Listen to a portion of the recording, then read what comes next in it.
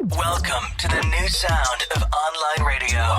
Welcome to the sound of Universal Broadcasting Network. 'Cause you make me feel like I've been locked out of heaven. A mix of today's hits and hard-to-find favorites, combined with the most entertaining and intriguing talk anywhere. This is your sound. This is the sound of Universal Broadcasting Network at UBNradio.com. Welcome to Foster to Foster, and now here's your host, Dr. Anissa McNeil.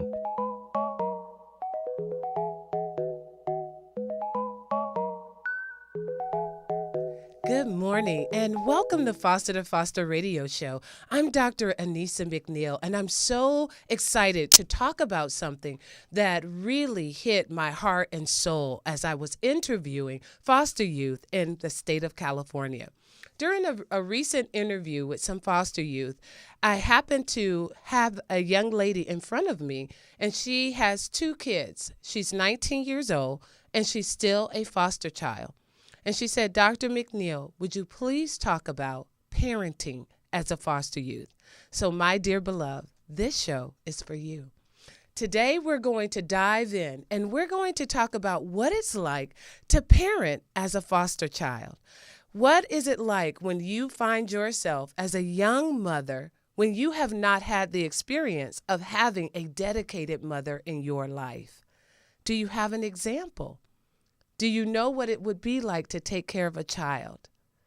Is it a death sentence? Is it, oh my God, I'm 16 and I'm pregnant, my life is over? Because it's not. And so what we're going to do today is we're going to demystify that myth that if you are a teen mom, your life is doomed, because it's not. You're still just beginning. And we're also going to talk about the facts, what we know to be true about foster care. So to that avail, if you're a regular listener, you know that we are going to dive hard into the facts about foster youth, and we're going to talk about what we know to be true about parenting as a foster child. So let's start with the statistics. What we know to be true is here in the United States, there are 400,000 foster youth. The United States government spends close to about $4 billion an annual year on foster care. So this is an elaborate, integrated system, our foster care system in the United States. But we want to drill down today, and I want to give you some statistics about young females who are parenting as foster children. So let's talk about this. And this is from a Teen Pregnancy and Foster Care article on June 10th of 2014. And it says, though the rates for teen pregnancy are decreasing in the United States, the U.S. is still the highest teen pregnancy rate of all industrialized high-income countries.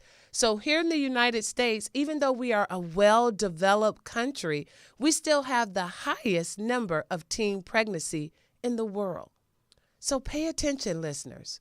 Why is this happening in our country? Well, let's keep talking. Let's drill into our population.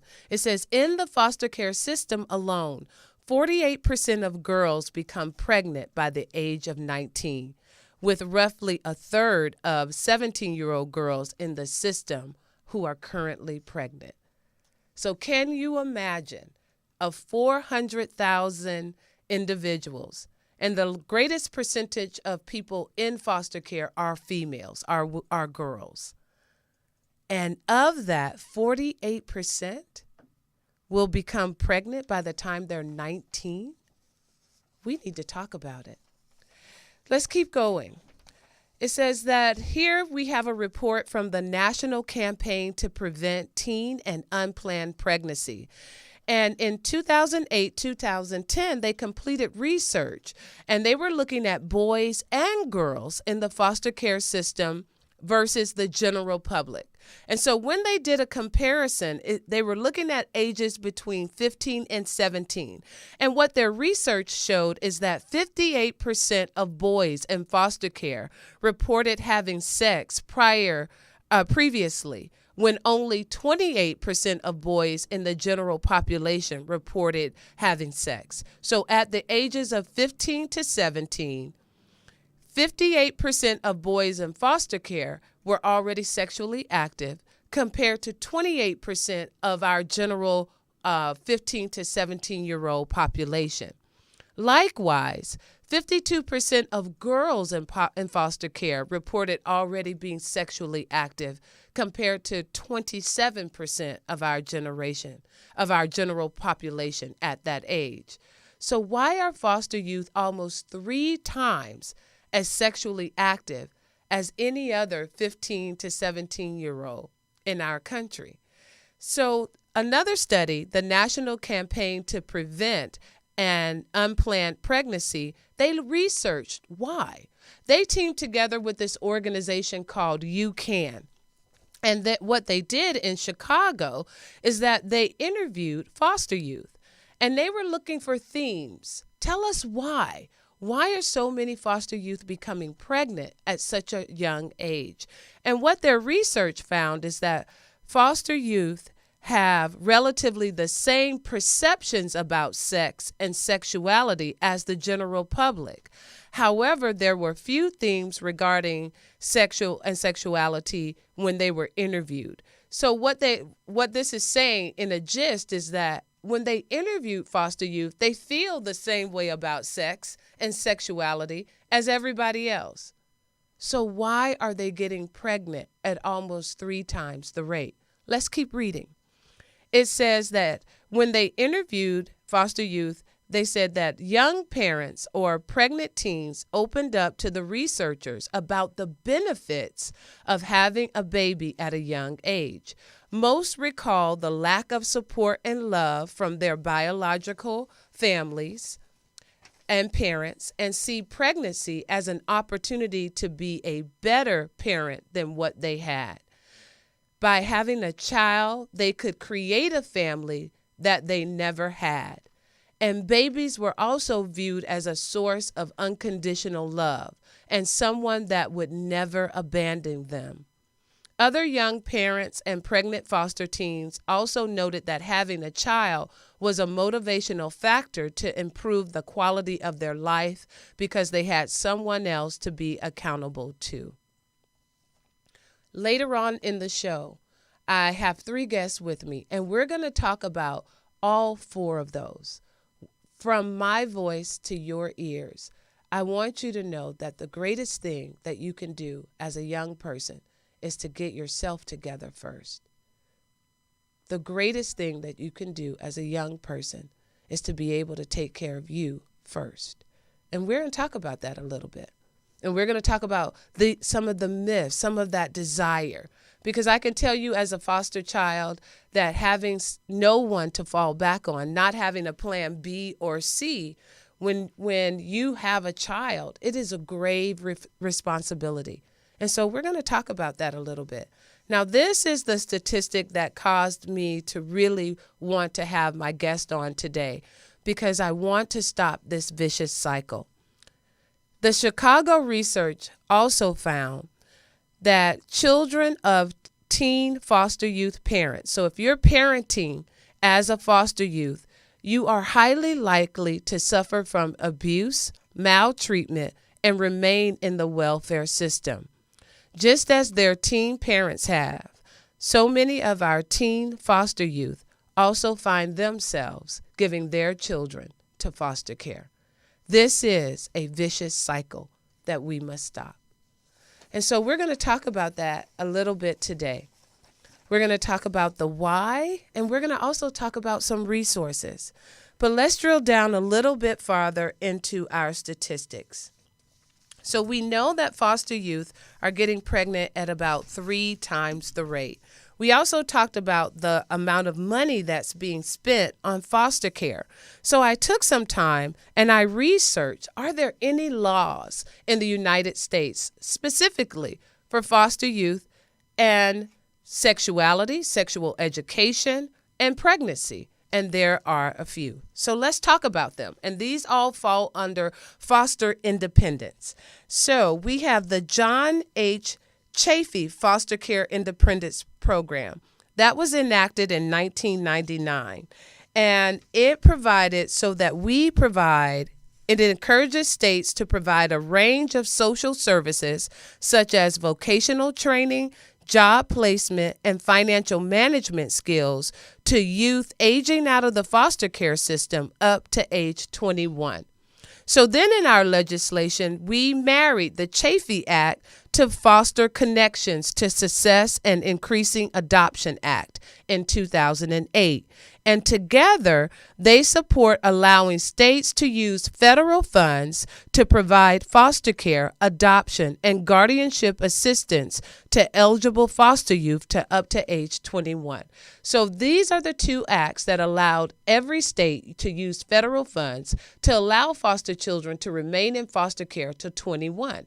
So let's drill down a little further. Let's get to know what are we doing in regards to pregnancy and pregnant teens in foster care. The Foster Connections Act also provides, and you may also help foster teens delay pregnancy and childbearing. It requires states to help adolescents develop a transition plan for themselves as they age out of foster care. So one of the components that the federal government put into place is to have a transition plan that is going to prevent you from becoming pregnant or to help you as you are childbearing. So we're going to look at that and who provides the guidance for this. That is the Administration on Child, Youth, and Family Services, ACYF. So let's look at what they say. ACYF is the overseeing of foster care programs, and they say that this transition plan should be personalized at the direction of the child. It can include specific options regarding housing, health insurance, education, local opportunities for mentors, and employment services. Importantly, the guidance also encourages caseworkers to work with youth to include information in the plan relating to sexual health, services, and resources to ensure that the youth is informed and prepared to make healthy decisions about their lives. So that law, that enactment was in place as of 2008. So we went on to say, what's happening with the ACF? I wanted to know a little bit more information about this organization that oversees the laws for foster youth.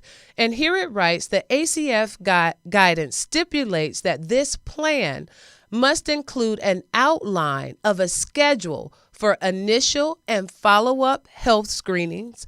Moreover, it states states can use federal funds to expand training for foster parents, guardians, and child welfare workers on issues confronting adolescents preparing for independent life, including pregnancy prevention, healthy relationships, and sexual health. So there it is right there in our federal statutes that this is a part of what ACYF is intended to do for foster youth.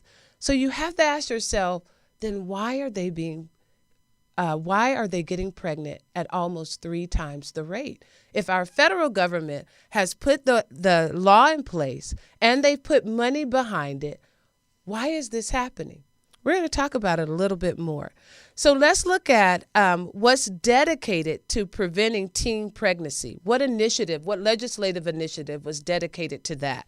Here in 2010, the Department of Health and Human Services announced the award of $155 million in teen pregnancy grants to states, nonprofit organizations, school districts, and others. Voila. There we have it, audience, that our federal government, through Title IV foster care program, has allotted $155 million to the prevention of pregnancy for our foster youth. Here it states that these grants will support the replication of teen pregnancy prevention programs shown to be effective. So let's break down what happens to $155 million. Let's talk about where the first $100 million came from. The first $100 million funds come from 2 different programs.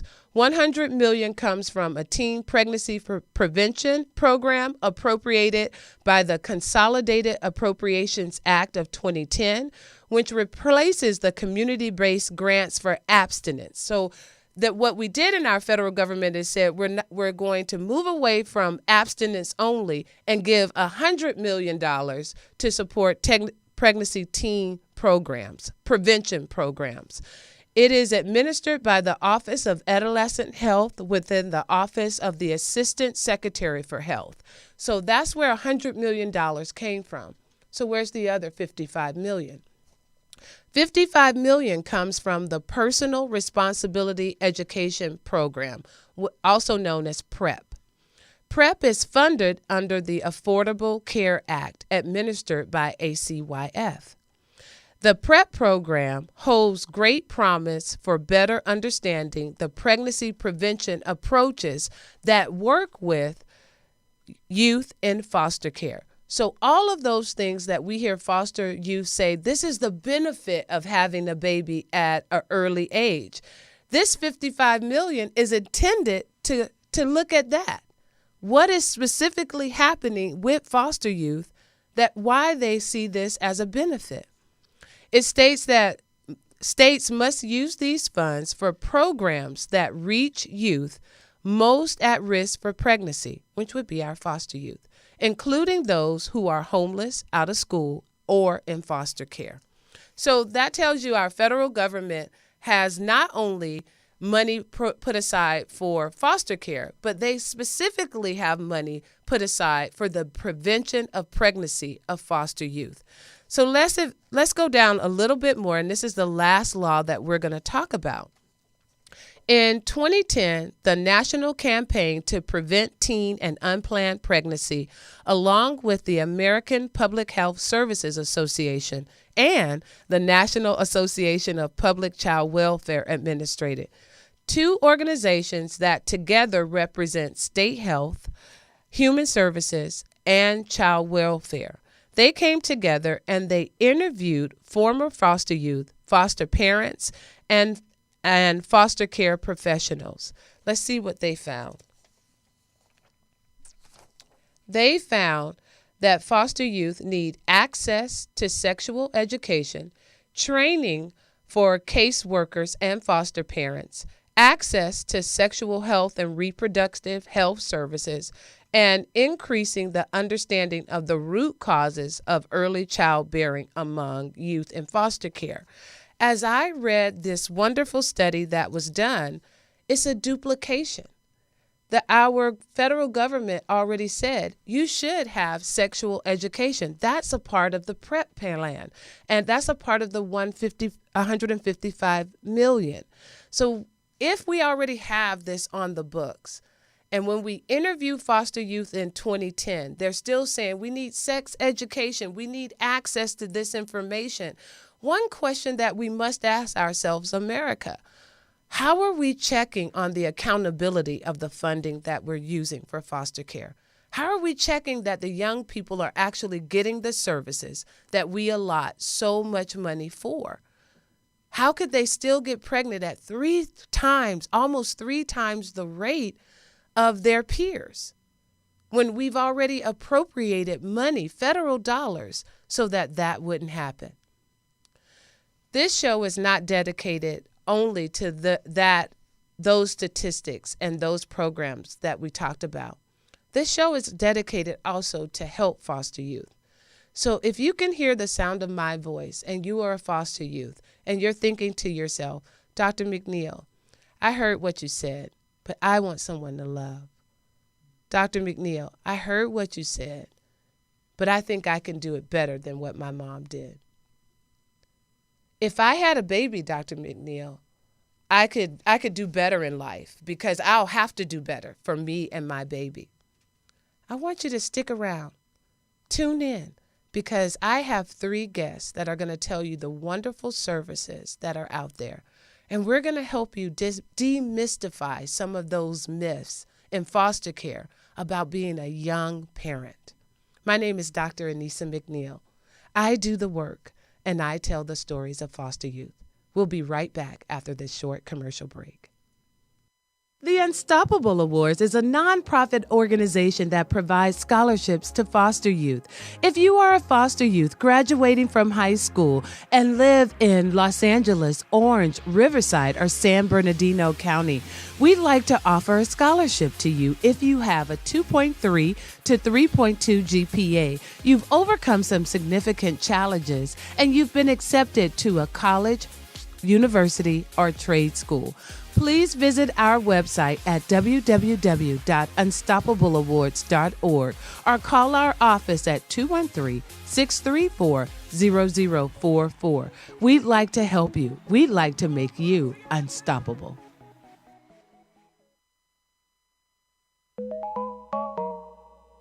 Education Works Consulting Firm provides foster youth education services. We work to make sure that every foster youth has a chance by providing a way through education. Please visit us at edworks4u.org or call our offices at 213-634-0044. Education works for all of us.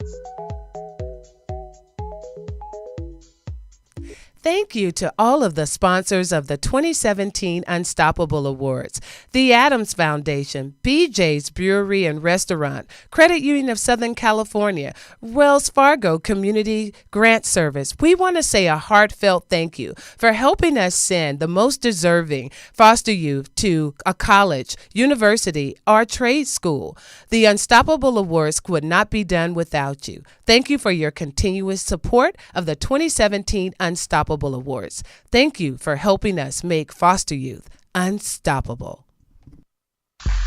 We're back to Foster to Foster with your host, Dr. Anissa McNeil.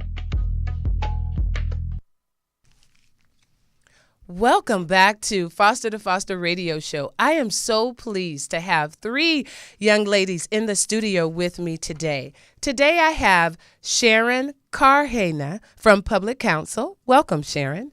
Maggie Harris from Casa of San Bernardino, and Diana Smiley from Generation Her. Welcome, ladies, to the Foster to Foster radio show.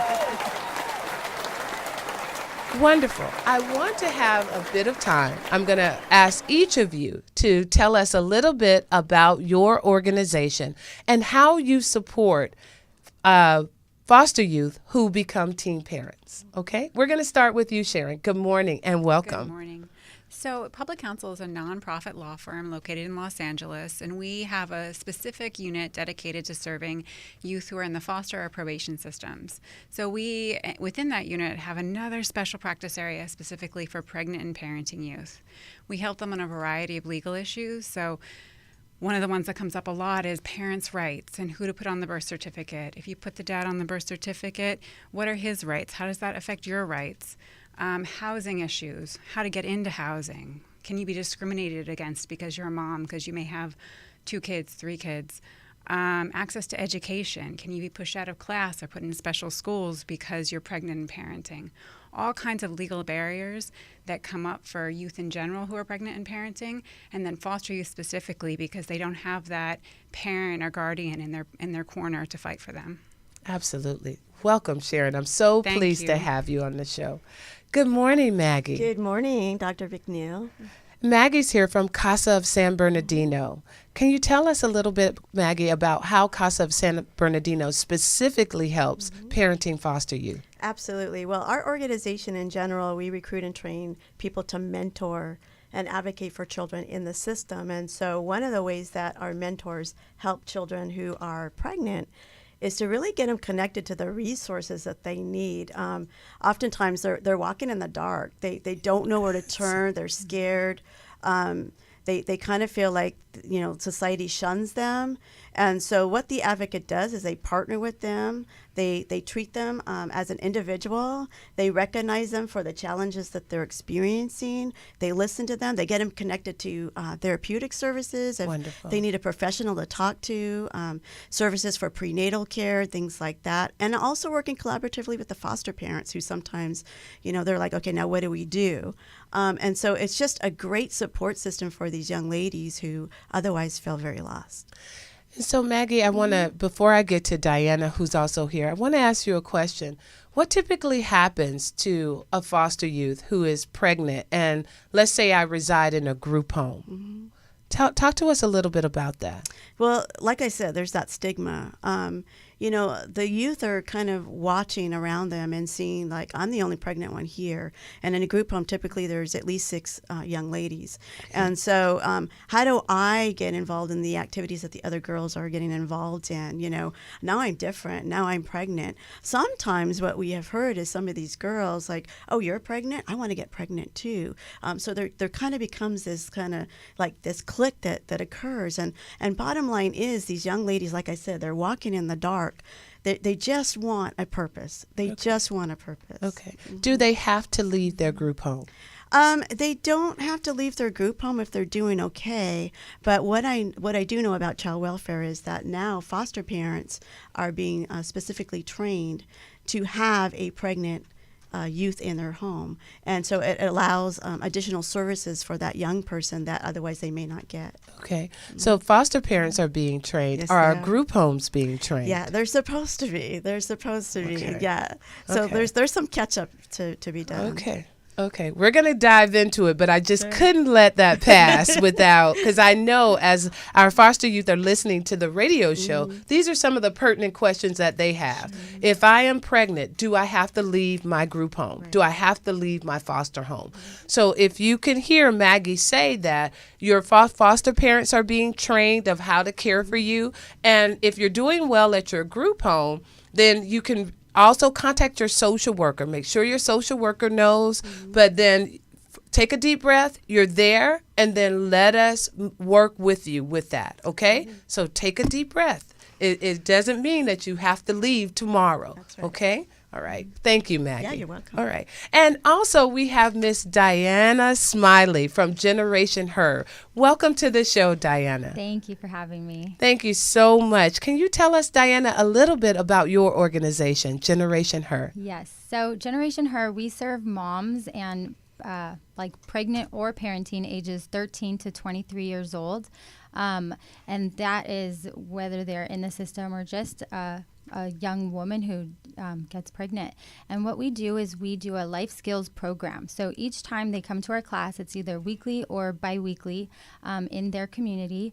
They will learn a different skill, whether that's budgeting, parenting, self-esteem, anger management, healthy cooking. Okay. We just teach them all these basic life skills that, they're not really being taught at home.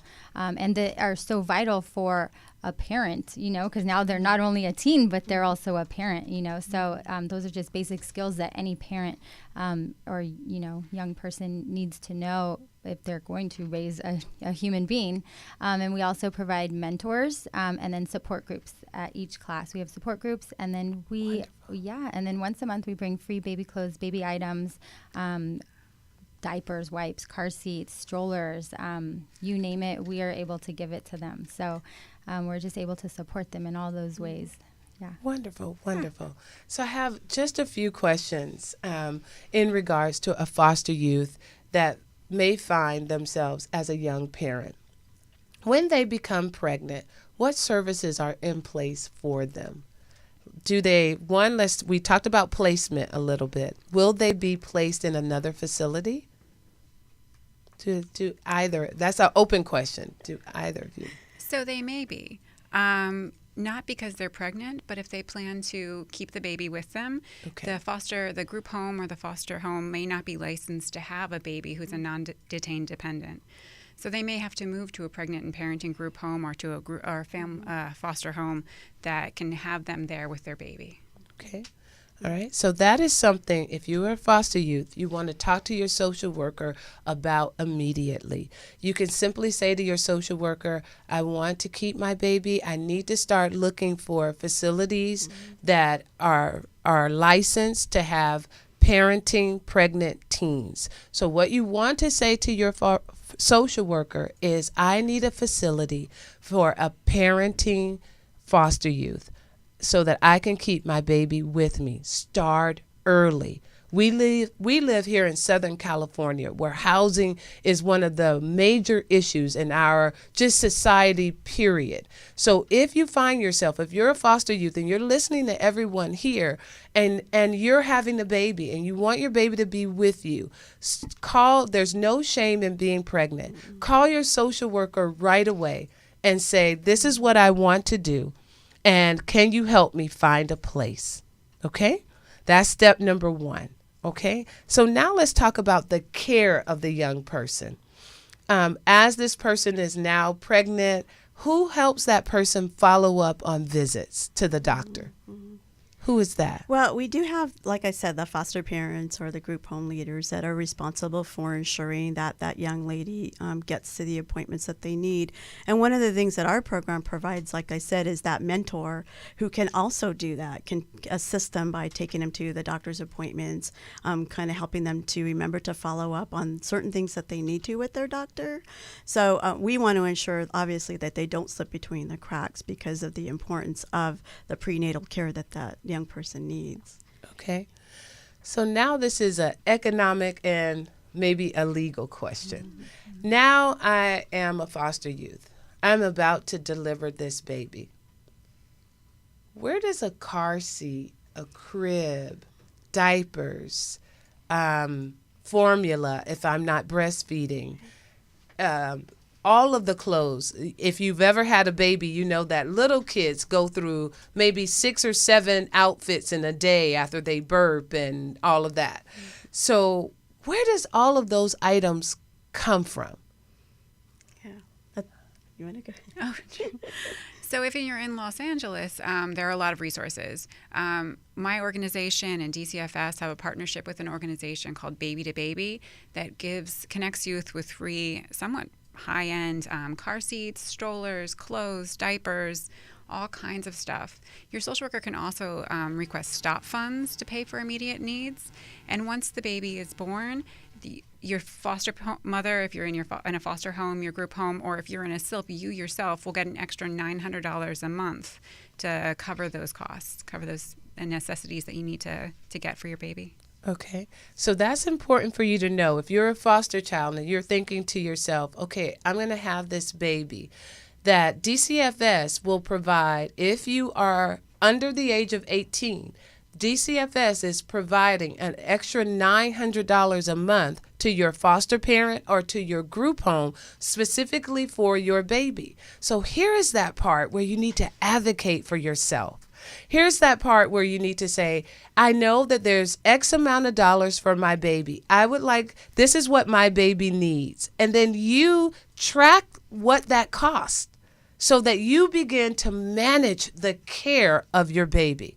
Okay? If you are 18 or over, that money comes to you.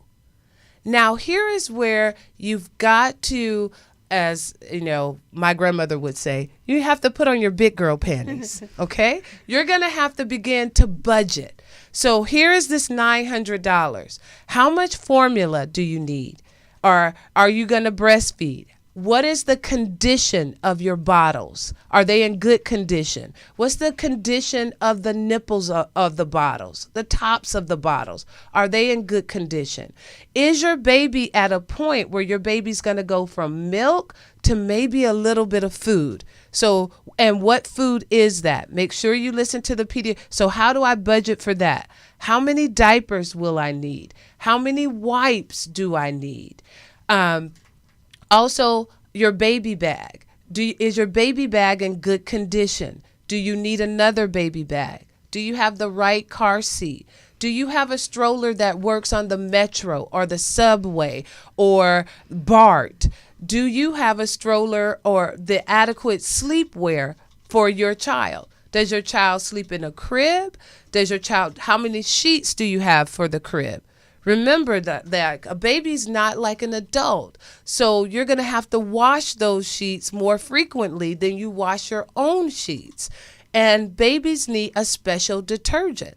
So there's one detergent for you and there's one detergent for your baby. So how much detergent do you have? Do you have a special laundry basket just for your baby? Nobody else can put their stuff in there, just your baby. So look at all of that and write down what you need and start to learn the cost. Your baby is not like us. See, when I'm hungry and I haven't really planned what I'm going to eat for lunch, I can just go and pick up something. When you have a baby, you're going to have to plan out every meal because this baby won't be able to go and get fast food. If you don't have formula, if you don't have baby food, this baby won't eat. So planning is key. Budgeting is key. I can't emphasize that enough. Now, we have a legal question here, and this is something that I heard from this group. Visitation. So now I have this baby, and my baby has another parent besides me. Who helps me with this? Is there any help for me to figure out how this goes? Well, we have a great website that was developed by my organization and the Alliance for Children's Rights called teenparent.net. Okay. There are videos on there that describe parental rights, custody rights, visitation rights, and how you navigate that. If you're in Los Angeles, there are great organizations you can call to meet one-on-one with a lawyer so that you can better understand. Family law is pretty complex, especially in California, and it's better to meet with a lawyer to ask your questions. Wonderful. Again, that website was teenparent.net if you're here in Southern California. If you're not here in Southern California, that's okay. Go on there, look at it, and then start to contact a lawyer in your state and learn more about your state. Again, that website is teenparent.net. So if you're having issues, if you think, can I refuse his rights or her rights to visit my child? How often can they visit my child? Do I have any say-so about the care of my child when they're in your custody? What happens in that? All of those legal questions you want to have an answer to, or you want to be able to somehow figure it out. So again, that website is teenparent.net. If you're not here in the state of California, and if you are here in the state of California, begin to contact a family lawyer. That is the lawyer that's going to help you separate apples from oranges in parent law. So if you're a teen parent, you may be pregnant or you may be already parenting, and you have a question in regards legally, what is the visitation? Legally, how well must you care for my child? Can my child come back to me dirty or with a wet diaper? Or my child comes back to me fussy, he just doesn't like you. All of those questions you have to resolve legally. Being a parent is a huge responsibility. So go to teenparent.net, review those videos, get on the phone with an attorney, figure it out, and let them help you figure out family law. Okay? Wonderful. Those are some of the items that were brought up. Another item was brought up is this stigma about being a teen parent.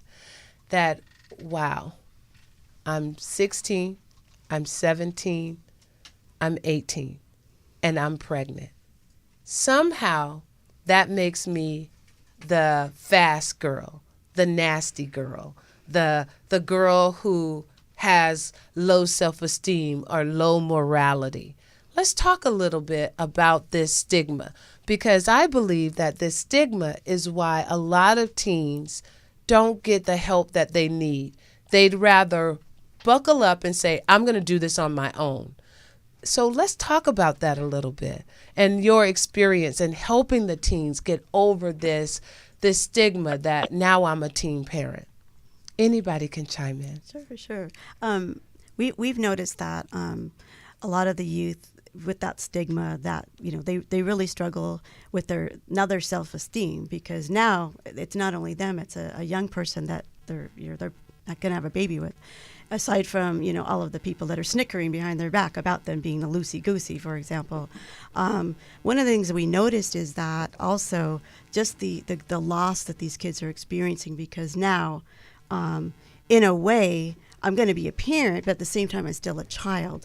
And so there's that inner conflict that these children really struggle with, that we, we really see that, and we really train our volunteers to ensure that they recognize the loss that these children are experiencing, but also that it's not the end of the world, that you are going to be okay, that, you don't have to do this on your own. There's services, there's all kinds of free things that they can get. There's all kinds of supports out there, and really offering that hope that oftentimes they tend to kind of, close up. They shut down. I could do this on my own. And it's like, you don't have to do it on your own. There's so much available to you. Right. And I want to talk just as a former foster youth. When I had my first child, Bryce, and I was 27 years old, I had a master's degree at that time, and I was a professional. When I had my son, I wanted my mother. There's certain things that a mom can teach you about having a baby that you can't read in What to Expect When You're Expecting or What to Do. Now I had this young baby, and I wanted to ask my mom, what do you do? Or how, there is this overwhelming feeling that comes over you, like I need the support of my parent. And so I want to talk to our foster youth about that is normal. And a lot of people don't talk about that out loud and in public. That every person that I know personally that has had a baby has talked about how they have a greater need, or they're looking at their mom in a totally different way, like, wow, mom, can you help me?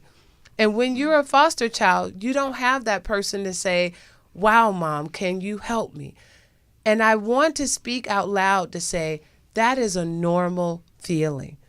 And I also want to say that for some foster youth, that causes a greater sense of postpartum depression, because unlike other youth, they don't have a mom to even talk about it with. And the loss of a mom, it also can be a point of re-traumatization. Mm-hmm. Like, if I feel this way about my baby, do you know how much love I feel for this baby? My mom didn't feel that for me. They're teenagers. So I wanted to make sure we talk about this in honest and in truth. We have to go to a short commercial break now. My name is Dr. Anissa McNeil. I do the work, and I tell the stories of foster youth. We'll be right back. Education Works Consulting Firm provides foster youth education services. We work to make sure that every foster youth has a chance by providing a way through education. Please visit us at edworks4u.org or call our offices at 213-634-0044. Education works for all of us.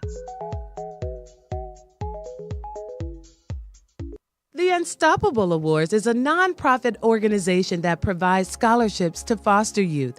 If you are a foster youth graduating from high school and live in Los Angeles, Orange, Riverside, or San Bernardino County, we'd like to offer a scholarship to you if you have a 2.3 to 3.2 GPA. You've overcome some significant challenges, and you've been accepted to a college, university, or trade school. Please visit our website at www.unstoppableawards.org or call our office at 213-634-0044. We'd like to help you. We'd like to make you unstoppable.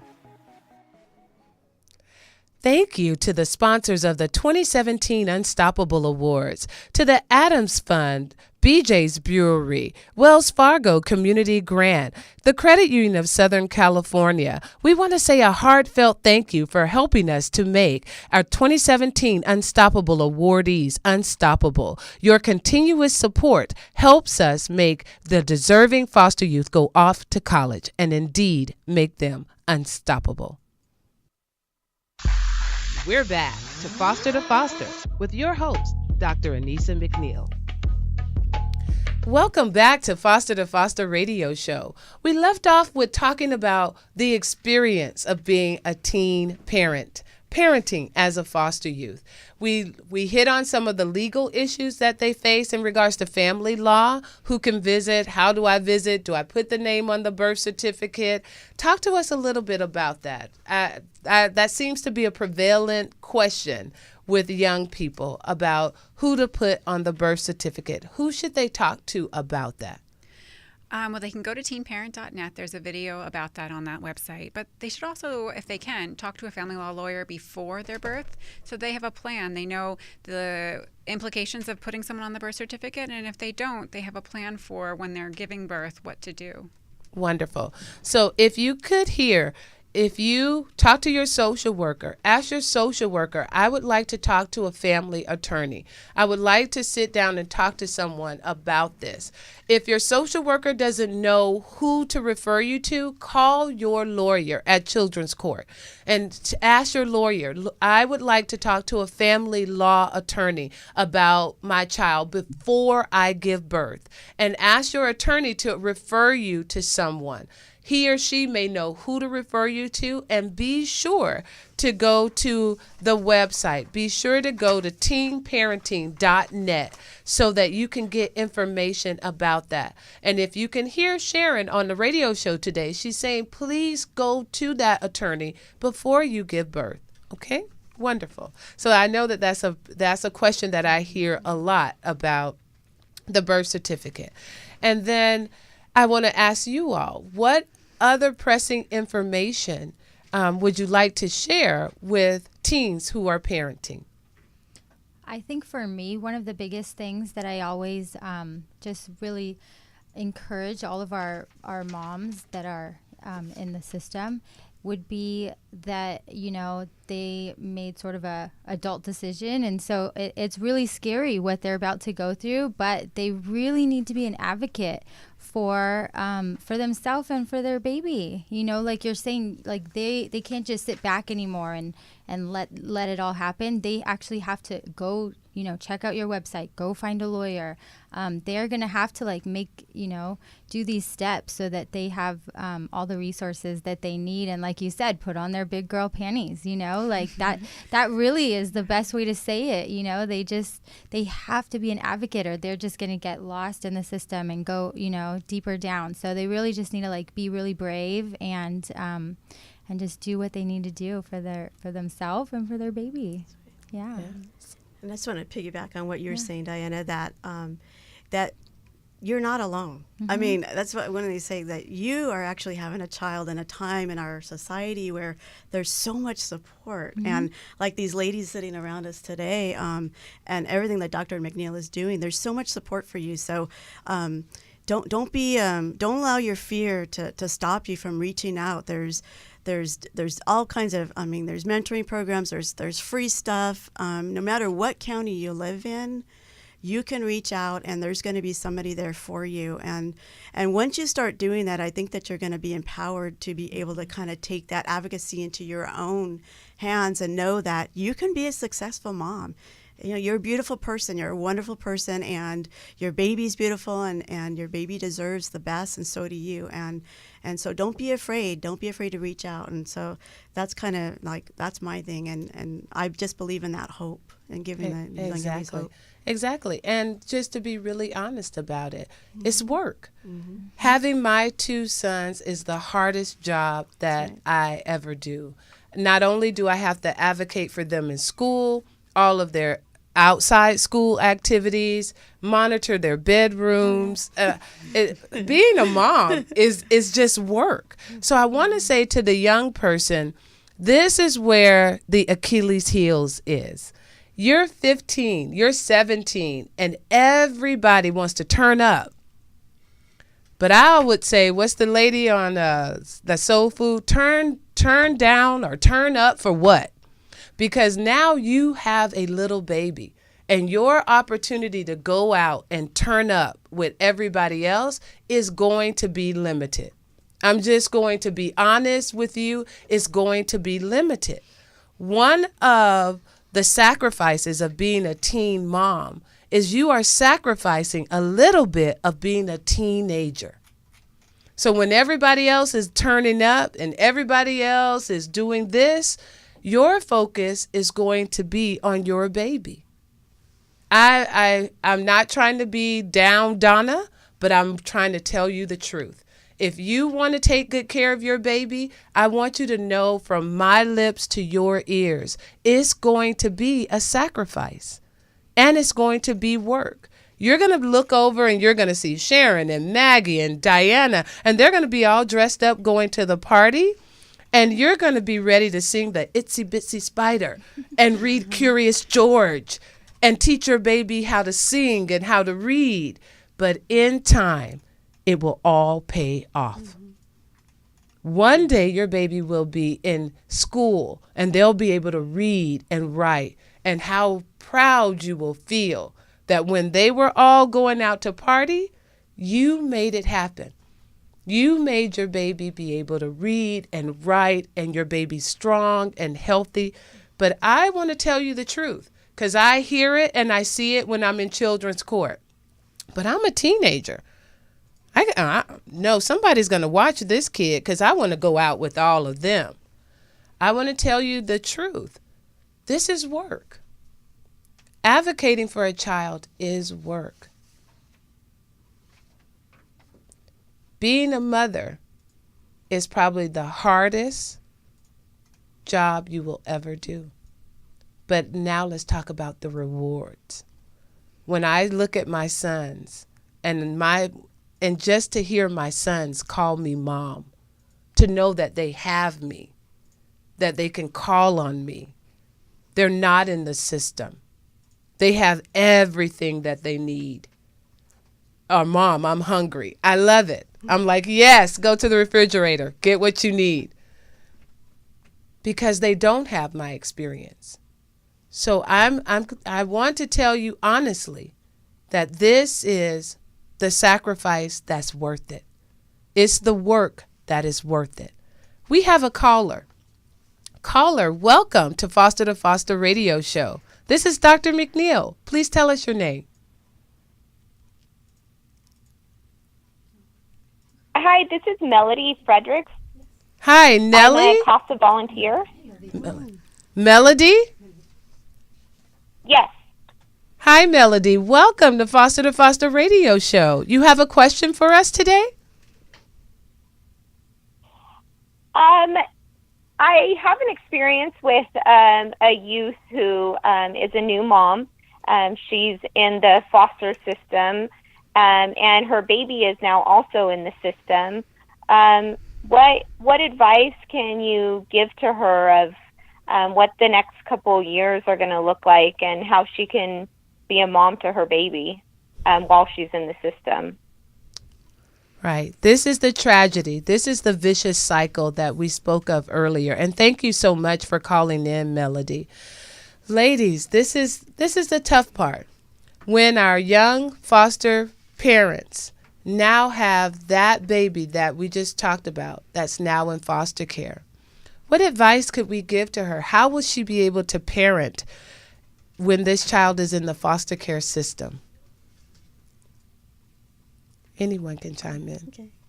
Well, hello, Melody. Thank you for calling in. Yeah, I mean, obviously, we know that it's going to be a difficult journey, and she's very fortunate to have you in her life to kind of help guide her. So, just there's lots of resources like we had kind of talked about, and so ensuring that the young lady obviously has those resources available. But I also want to understand a little bit more about what she kind of wants for herself and for her baby as well. Like, where does she kind of see herself? Where does she want to live when she emancipates out of the system? Does she want to go to school? What are some of the things that, you might be working with her already to kind of pave the road for her? But just like, once again, offering that hope and kind of being that beacon of light in that dark, tunnel as she walks through the journey together, knowing that there are going to be challenges ahead of her, knowing that there's going to be challenges ahead of her. How long have you been working with the young lady? Almost a year. Okay. Wonderful. And my advice, Melody, would to have her to follow the orders of the court. if they have ordered parenting classes, if they've ordered for her to do 1, 2, 3, and 4, this is when she has got to gear up and make sure that she completes 1, 2, 3, and 4 if she really wants to parent her child. Because now in the court system, and she's familiar with this, the court, before they're going to have several hearings with her before they come to a final determination that she's going to lose her parental rights. So this is when she's really got to put on her hat of advocacy.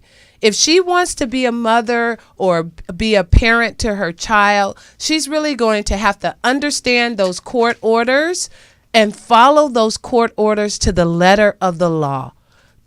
Do I go to parenting class twice a week? Do I go to anger management once a week? What do I learn budgeting? What is it that the court has ordered so that she can remedy the concerns of the court? And then show herself to be a great mom. Get involved with CASA. Get involved with Generation Her. Learn these skills of parenting. No, my baby is not with me right now, but I went to Generation Her. I learned how to cook, and these are the recipes that I know. I've learned how to do this, because she's going to have to show that, evidence that to the court. And I hate to sound like the court officer, but that is the trickiness of this vicious cycle. This is such a hearty show. This is such a passionate show because it affects 77% of all girls that are in foster care.